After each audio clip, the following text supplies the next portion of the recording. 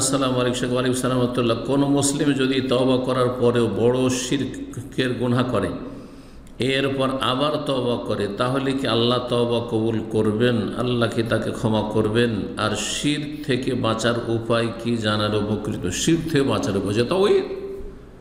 যদি কেউ জিজ্ঞাসা করে যে আমার শরীরে আর কাপড়ে পেশাব পায়খানা লেগে আছে, তাই এতে থেকে রক্ষার উপায় কি? যে আপনার শরীরটাকে ধুয়ে গোসল করে নেন, আপনার কাপড়টাকে ধুয়ে পরিষ্কার করে নেন। হ্যাঁ, তো শিরক হচ্ছে সবচেয়ে বড় নাপাকি, অপবিত্রতা। আর সবচেয়ে বড় পবিত্রতা হচ্ছে তাওহীদ, লা ইলাহা ইল্লাল্লাহর বাস্তবায়ন। এক আল্লাহর ইবাদত করবেন, সার্বিক জীবনে তাওহীদ প্রতিষ্ঠা করবেন, তাওহীদের বাস্তবায়ন করবেন, আর এক রাসূল সাল্লাল্লাহু আলাইহি ওয়াসাল্লামের তরিকায় জীবনযাপন করবেন।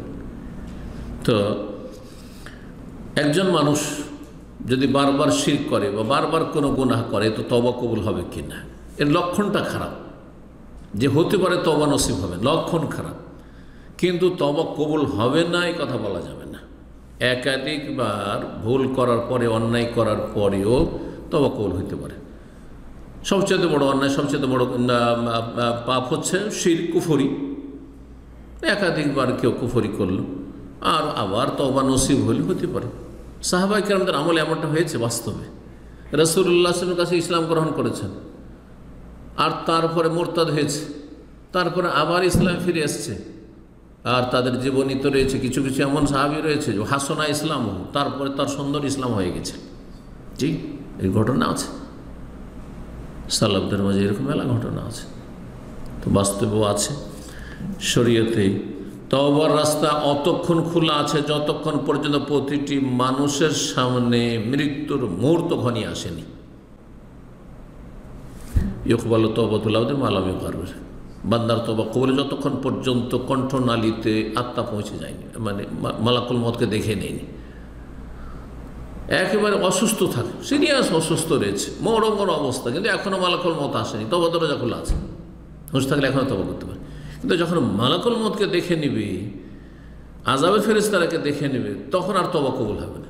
কারণ তখন আখিরাতের দরজা তার জন্য খুলে গেছে, এখন আখিরাতে যেতে হবে। সুতরাং আর দুনিয়ার কাজের কোনো সুযোগ নেই।